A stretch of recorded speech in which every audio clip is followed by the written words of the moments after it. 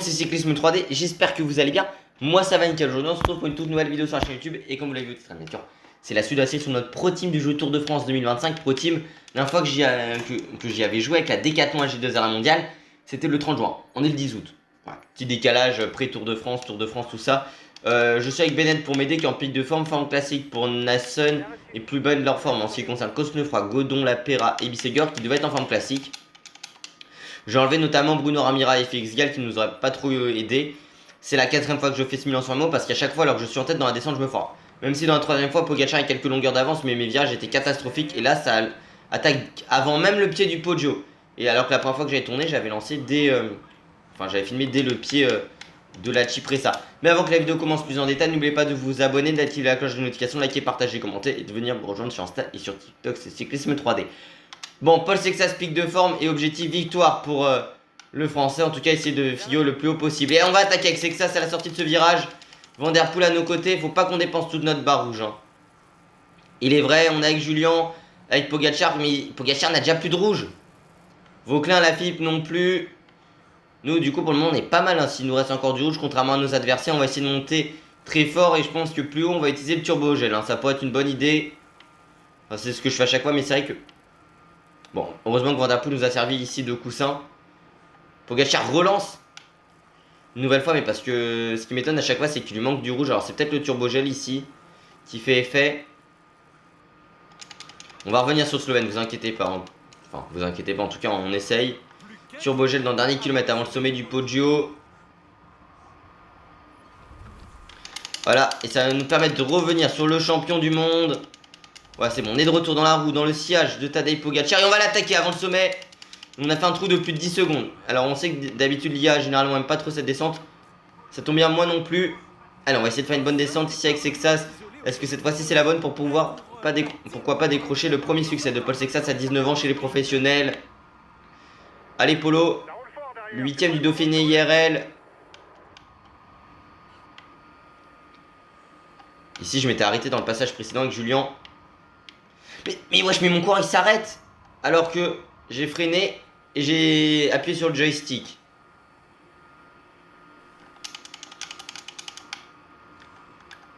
Allez, est-ce qu'on peut ici récupérer un tout petit peu? Voilà, faut essayer de repédaler. On a pris 17 secondes d'avance. Hein. C'est peut-être bon. Par contre, en tout cas, 17 secondes d'avance sur le peloton. Duel franco-slovène peut-être. Derrière, c'est Benelli. Le peloton revient très fort quand même sur nous. Hein. Ah, mais ils pourront peut-être pas revenir. Hein. Parce qu'ils vont devoir dépenser énormément de barres rouges. Pogacar à mes côtés. Ils sont pas encore de retour. On est obligé de lancer le sprint de très loin. Avec Paul Sexas, c'est peut-être pas la meilleure idée. Face à Pogacar, le Slovène qui a peut-être remporté son premier Milan-San Remo, c'est fait. Pogacar, premier Milan-San Remo pour lui, peut-être un premier podium.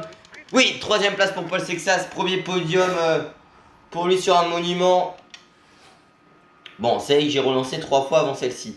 Mais bon, on est passé pas très loin et à chaque fois c'était Pogacar dans notre roue. Hein. Qu'est-ce que je suis nul en descente, c'est une dinguerie. Hein.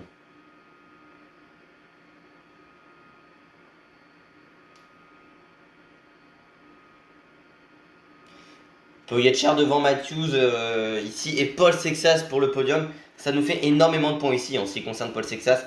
La manette s'est déconnectée. Elle tient pas beaucoup la manette sur le jeu. Elle est censée être reliée au PC. C'est pour ça que je peux pas utiliser mon micro à manche. Voilà.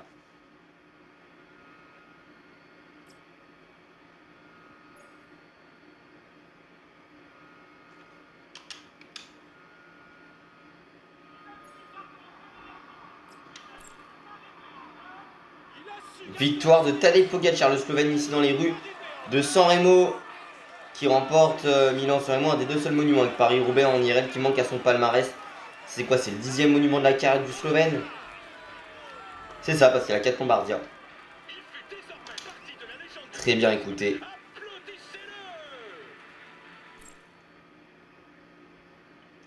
Tadej Pogacar, le Slovène de la UE Ultimate XRG s'impose en 6h56 minutes et 8 secondes devant Michael Matthews et Paul Sexas. C'est le premier français sur le podium depuis Anthony Turgis, 2ème en 2022. Plus 70 ppc, 164 ppc pour Mathias Kelmos Jensen le Danois de la Trek, est en tête du classement de cycling individuel, même si Paul Sexas il prend énormément de points au final. Paul Sexas, justement, parlant de lui, plus 90 ppc, 310 ppc pour notre équipe française de la Decathlon G2R la mondiale, qui repasse meilleure équipe au classement Pro Cycling par équipe, qui sera l'un des objectifs. Hein. En plus, entre-temps, Decathlon a trouvé la grosse entreprise qui allait sponsoriser CMA-CGM, donc la plus grande entreprise de conteneurs français, d'armateurs, qui possède aussi RMC, BFM TV en médias. Et d'ailleurs, quand j'avais reposté la publication sur l'officialisation sur Instagram de la Decathlon, enfin de l'association entre CMA et Decathlon, il y avait le patron de CMA-CGM qui avait vu ma story, en tout cas son compte, hein, pas lui forcément. Mais ça m'a étonné.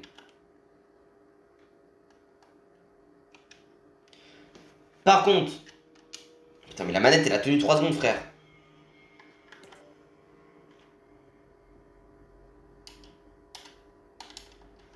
Ouais, marche pas. Et je disais, on a peut-être du... Mais frère, elle marche même pas cette manette. Je disais, avec Decathlon CMA, on va peut-être faire un mercato équivalent hein, sur le jeu. Je pense notamment à des coureurs comme Tige Benoît ou à Olaf Koy, même Lune Andresen, ça peut être assez intéressant de les utiliser. Pourquoi pas prendre un gros leader dès la saison prochaine, pourquoi pas un Juan Ayuso notamment, ça rappellera le Pro Team sur TDF 22. Et pourquoi pas un Romain Bardet. La manette s'est déconnectée au bout de 10 secondes, hein. C'est une dinguerie. Bon, plus sérieusement, on va quand même se faire le Tour des Flandres et Paris-Roubaix dans cette vidéo. En tout cas, à tout de suite dans le final de ces courses-là. On se retrouve dans le final de cette étape et de ce Tour des Flandres. Bon, c'est vrai que ça fait quasiment un mois qu'il n'y a pas eu de Pro Team qui est sorti. C'est que j'ai beaucoup voulu faire soit un débrief du Tour de France, mais à chaque fois je faisais que de le repousser. Et puis entre temps, j'ai cassé un téléphone, ce qui était un peu compliqué pour les vidéos de débrief, faute à faire. Même il y avait des jours où je pouvais pas utiliser mon PC, pardon, j'ai eu du mal sur cette phrase. Et puis ouais, il y a eu des choses ainsi que la flemme qui ont fait que j'ai pas sorti énormément de vidéos. Par contre, on a eu Dorian Godon pour cette fin de Tour des Flandres. On a pas mal de no-co, hein, notamment on avait Benoît Cosnefroy et Idriss Debonde qu'on pouvait pas utiliser parce qu'ils sont tombés gravement. Et ouais, on est dans le vieux courant, 2200 mètres à 4% de point moyenne, ça va être très difficile cette fin de Tour des Flandres en ce qui nous concerne. On n'a pas les jambes avec Godon, enfin on est champion non. Oui, c'est champion de France IRL, mais on est en pic de forme. Et avec nos capacités en puncher, ça, on peut tenir, on peut éventuellement récupérer quelques coureurs. Mais on sait qu'avec notre formation de la Decathlon H2R la mondiale, on sera pas les plus performants sur ces classiques flandriennes, encore plus aujourd'hui, sachant qu'on a un Nasson qui est pas en pic de forme. Donc voilà, on va galérer entre guillemets, hein, même si on va essayer de placer quelques-uns de nos coureurs dans le top 20. Contrairement à des équipes comme la UE, la Visma ou la Alpecin, mais on va pas marquer énormément de points aujourd'hui. Mais bon, si on peut mettre déjà 2 coureurs dans le top 20, ce serait vraiment très bien parce qu'on n'est pas du tout de l'équipe la mieux armée. On doit avoir 2 coureurs à 76 avec Bisseger, mais qui n'a pas le profil type le Tour des Flandres, vu que le Tour des Flandres, bah, c'est une course où les non-vallons comptent énormément. Et qu'on a aussi juste devant nous Oliver Nassen, qui a 76 pavés, mais qui est moins bon ces derniers temps, il est vrai. Bon, après, on est quand même encore ici dans le final. On a très peu de barres bleues en plus. Donc ça va être un final de Tour des Flandres assez compliqué. En tout cas, cette première saison, de toute façon, va être compliquée sur les classiques pavés. Mais on sait que la première saison, ce sera pas long, on sera le mieux en Pro Team. La saison 2 va être beaucoup plus intéressante. En plus, si on fait venir un leader important, évidemment.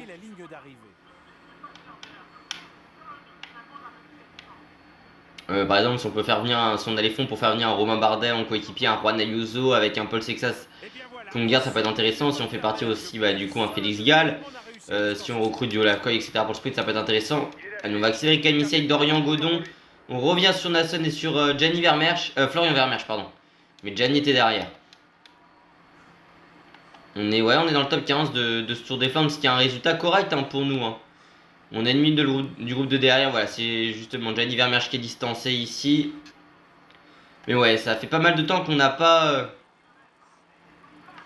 fait d'épisode de Pro Team. Prudent, on en a un peu plus fait depuis le lendemain du Tour de France. Au final, on n'a pas eu d'épisode de Pro Team. Quasiment un mois. C'est vrai que normalement, c'est pas ce que je devrais faire en de standard vidéo. Mais c'est vrai que j'ai moins envie en fait. Il y a un peu de télé, mais un peu le manque d'envie de faire des vidéos. Je sais pas pourquoi. Mais en tout cas, ce qui est sûr, c'est que j'ai bien envie d'essayer de faire un maximum de vidéos sur cette année, hein, scolaire notamment, qui aura lieu. Mais j'ai envie, voilà, de faire pas mal de vidéos, de reprendre un peu plus les vidéos, même si bon, non, dans la semaine prochaine, tout simplement, je rentre en prépa, donc ça va être un peu plus compliqué pour faire des vidéos. J'essaierai de me dégager un peu de temps. En plus, si je dois travailler un peu à côté, ça va être un peu compliqué. Les vidéos, parce que je rappelle que les vidéos me ramènent pas loin, me ramènent 0 € parce que là, ils m'ont mis qu'il faut être à 500 abonnés et 4000 heures de visionnage sur des vidéos publiques. Je suis aux alentours de 400 heures de visionnage et je suis à 406 abonnés, donc voilà. Et puis il faut faire 3 millions de vues sur des shorts. Bon, je fais pas de shorts. Vous avez capté que voilà. Par contre, j'ai publié des vidéos sur les 28 derniers jours, donc ça, entre guillemets, c'est assez conséquent et ça peut permettre d'accéder à la monétisation. Moi, c'est pas un objectif, enfin, c'est pas que c'est pas un objectif. Un jour, ce serait peut-être bien de pouvoir rentabiliser les vidéos, mais bon, voilà, vous avez capté que c'est un peu compliqué. On est à côté de Gianni Vermeersch ici, on est en 19ème position en dessous Tour des Flandres. On est loin des groupes de devant, même s'il est pas si loin que ça, le groupe Ghana. Hein. Ce qui voudrait dire que le top 10 est pas très très très loin, notamment pour Oliver Nassen, pour notre équipe. Il durcit la course. Et ça peut compter la 6ème place. Hein, peut être en visuel pour les coureurs de devant. Nous, avec Dorian Godon, on a été lâchés. Peut-être qu'on peut essayer de faire un effort pour revenir. Il y aura un gros groupe hein, de 10 coureurs devant nous. Même de 12 coureurs. Hein. Pour le moment, Nassen, ça peut être intéressant pour lui. S'il peut aller chercher une belle place. Si au final on arrive à mettre un coureur dans le top 10, ce serait vraiment un très très gros résultat pour son défendre. Et ce sera un résultat quasiment inespéré au vu de la course. Surtout que même si je disais à Nassen de rester dans les roues, le mec qui faisait que de se cramer, j'ai dû donner beaucoup plus tôt que d'habitude le gel bleu. Et c'est Wout van Aert qui remporte le Tour des Flandres, son premier monument pavé, son deuxième monument après Paris-Roubaix. Paris-Roubaix, qu'est-ce que je raconte? Oh là, je suis vraiment à l'ouest hein, en ce moment. Milan-San Remo en 2020. Le vainqueur de la dernière étape du Tour de France cette année, vainqueur d'étape sur le Giro, vainqueur d'étape sur 3 grands tours qui s'impose aujourd'hui. On a légèrement distancé Gianni Vermeersch devant, enfin derrière nous, devant. Je pense à devant parce qu'il y a toujours Oliver Nassen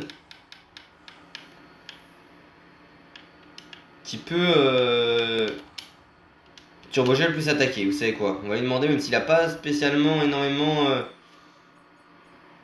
de force. Et là, ils mettent gel et d'adrénaline sur le jeu, d'accord. On va lui mettre Turbogel dans l'oreillette. Est-ce que Nassen a la capacité d'aller chercher une belle place d'honneur? Ce serait vraiment un très gros résultat pour lui et pour nous. Nous, on va pas faire mieux qu'une 18ème place à l'arrivée. Il n'y aura pas de top 10, je pense, pour Nassen. Non. Il n'y aura pas de top 10, malheureusement.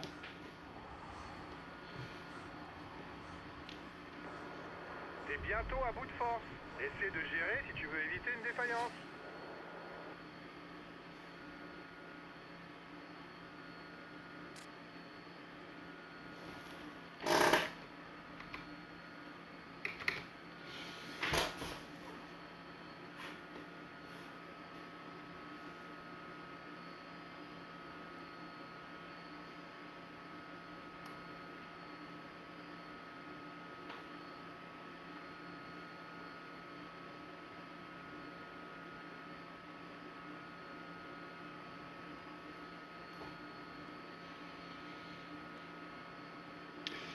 En tout cas, ce qui est sûr, c'est que on fait quand même des bons résultats par rapport à notre équipe, même par rapport à la Decathlon RL, c'est des bons résultats. Même si Bissegger a fait un bon Paris-Roubaix, le patron de la Decathlon, je les ai mondial, mais Decathlon CMA-CGM jusqu'à l'an prochain, enfin à partir de l'an prochain, expliquait aussi que Paris-Roubaix est un objectif de l'équipe. Il disait déjà l'an dernier que pour sa formation, on voulait viser une victoire sur le Tour de France à partir de 2028.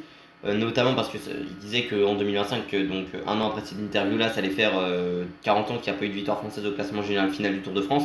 Et que voilà, il voulait à tout prix faire gagner son équipe, enfin un Français, mais également encore de son équipe, du coup sur le Tour de France, enfin au classement général final du Tour de France. Et donc il y a le projet avec CMA-CGM en nouvel actionnaire qui va arriver, après le rachat total de départ de AG2R, et AG2R qui part aussi du coup avec Decathlon. Putain mais la manette n'arrive pas à tenir.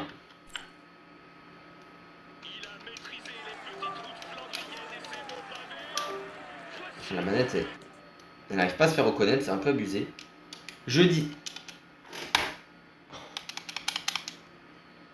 J'ai une manette qui n'arrive pas à marcher.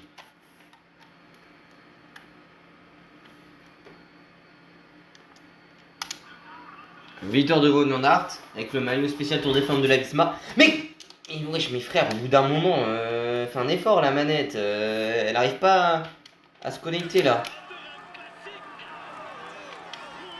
Et puis il y a aussi un projet de sprint dans cette formation. Alors Sam risque de partir. On a eu aussi les départs de Clément Berten notamment et également de Bastien Tonchon en direction de la Groupama FDJ côté enfin des Decathlon. Mais voilà, on n'a toujours pas eu l'officialisation de Olaf Koy ni de Van Nuden qui était pressenti, tout comme si je me note.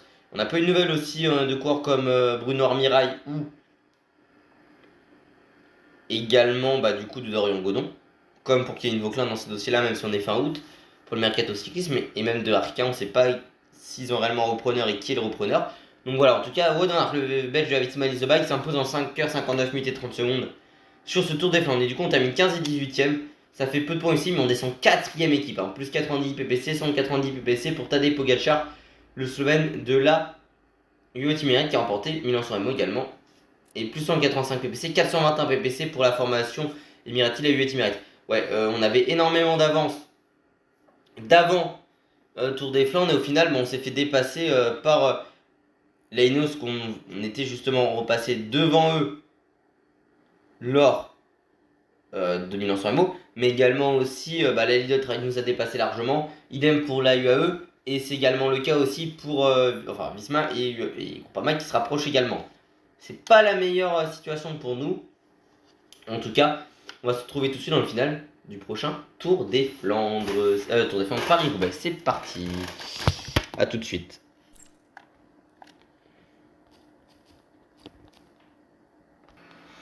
Allez, on se retrouve dans le final de ce Paris-Roubaix.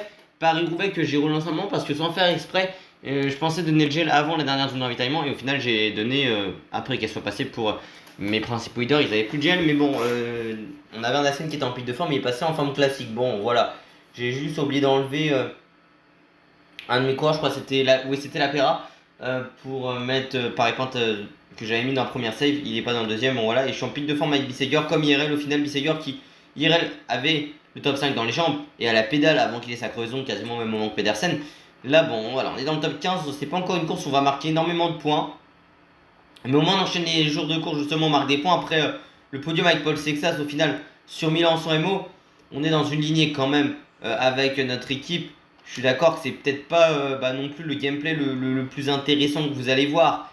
Et à juste titre, parce que bon, forcément, un Paris-Roubaix, un Tour des Flandres où c'est vrai que je reprends tard certes, mais où on est 15ème à 10 minutes, c'est pas l'idéal, c'est pas ce qui est le plus intéressant de l'histoire du gaming et de l'histoire de la chaîne YouTube, je suis d'accord.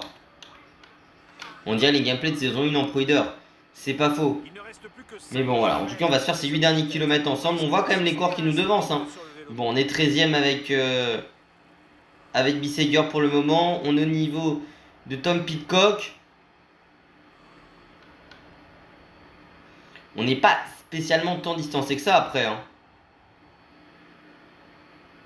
Enfin, on n'a pas tant distancé que ça Pitcock. La preuve en est, c'est qu'il est revenu dans un trou.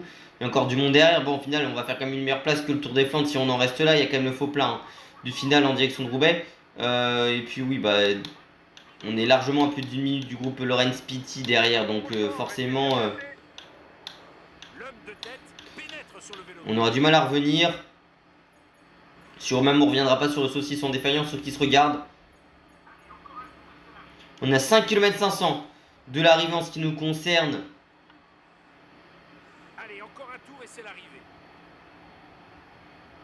On va bientôt rentrer sur le Vélodrome et Mathieu Van Der Poel seul pour remporter son 3e Paris-Roubaix consécutif comme IRL.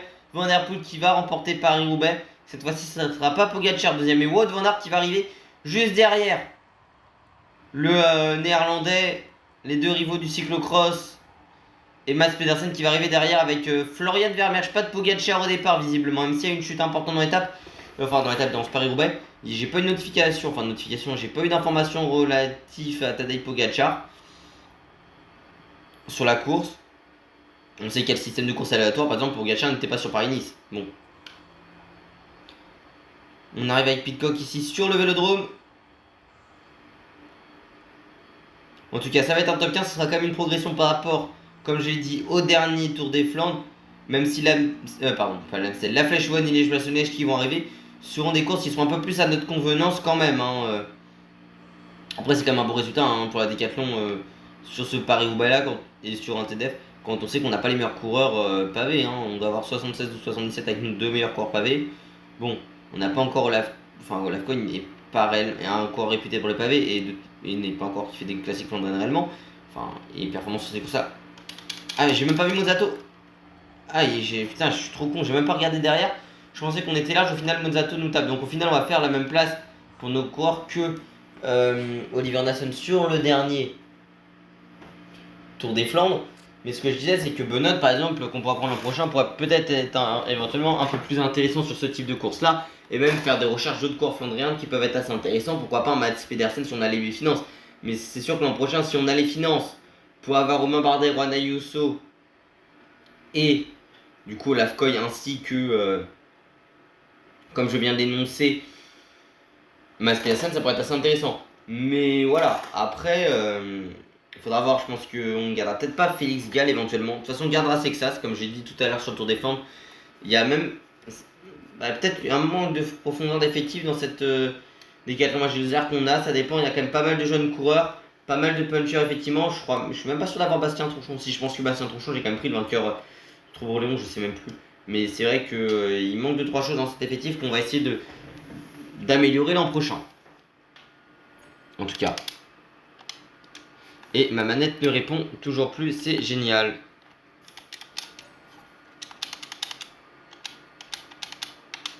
Allez.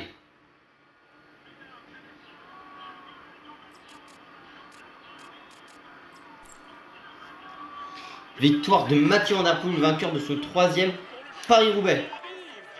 Enfer du Nord terminé Paris-Roubaix. Ah oui, ils m'ont pas donné le trophée avant. Parce que en pro team, j'ai fini hors délai comme vous l'avez vu.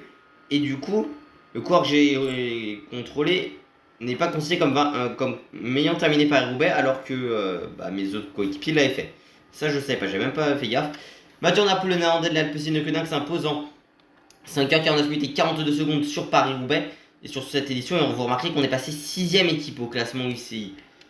Il y aura du travail à faire, indéniablement, d'ici les classiques cardonnaises et la suite de la saison. Même si on sait que c'est pas la période où on est le plus fort, on va essayer de récupérer des points, notamment pourquoi pas avec du Nicolas Prodhomme sur aussi les courses dans le Grand Est notamment. Mais en fin de saison aussi, même si on est très loin d'y être encore. Wout van Aert, plus 95 ppc, 250 ppc pour lui, pour le Belge de la Visma Lezevac. Et oui, pas de Pogacar au départ de cette épreuve. Plus de 115 ppc quand même, 636 ppc pour l'équipe Emirati, la UAE Emirates. On décroche, nous, seulement 385 ppc à égalité avec la Groupama FDJ. Mais on est quand même pas mal distancé. On a une marche sur nos autres adversaires, mais on est pas mal distancé par rapport à la Ineos Grenadier notamment. Et même la Lidotrek qui sont largement devant nous. Si on peut chercher le top 4, ça pourrait être vraiment intéressant déjà parce que ça permet de débloquer tous les coureurs pour la prochaine saison. Mais ce serait vraiment assez important si on a la capacité. Après, on mettra des équipes compétitives sur les plus petites courses comme ce qu'on a l'habitude de faire. Certes, c'est peut-être pas ce que vous appréciez le plus, mais là, l'objectif va être de faire une course au point et ça pourra commencer dès la prochaine course. Mais ce sera dans la prochaine vidéo. En tout cas, j'espère que cette vidéo vous a plu. Si c'est le cas, n'oubliez pas de vous abonner, d'activer la cloche de notification, de liker, partager, commenter, de venir me rejoindre sur Insta et sur TikTok, c'est Cyclisme 3D. Au circuit Grand Est, on aura Lafay Gautra et Gunmeschat en pic de forme. Ouais. Lafay Gautra, Gunmeschat en pic de forme. Mais plus sérieusement, on se retrouvera très bientôt pour la suite de la série sur le mode pro team du jeu Tour de France 2025. On va essayer de reprendre pas mal de vidéos sur cette dernière semaine avant la rentrée.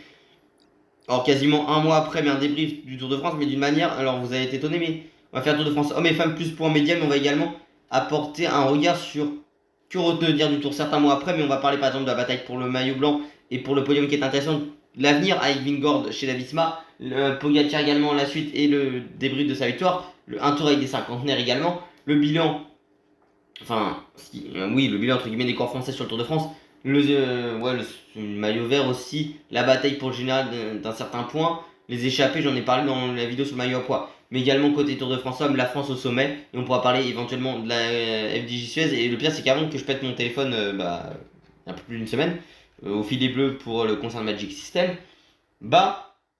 j'ai commencé à tourner la vidéo sur le Tour de France Femmes, j'ai fait 20 minutes, j'ai fait sur la partie la France au sommet, et j'avais également commencé sur la FDJ Suez. Mais bon, ce sera pour plus tard. En tout cas, j'espère que cette vidéo vous a plu. Si c'est le cas, n'oubliez pas de vous abonner, activer la cloche de notification, liker, partager, commenter et de venir me rejoindre sur Insta et sur TikTok. C'est Cyclisme 3D pour tout bien. À la prochaine. Ciao.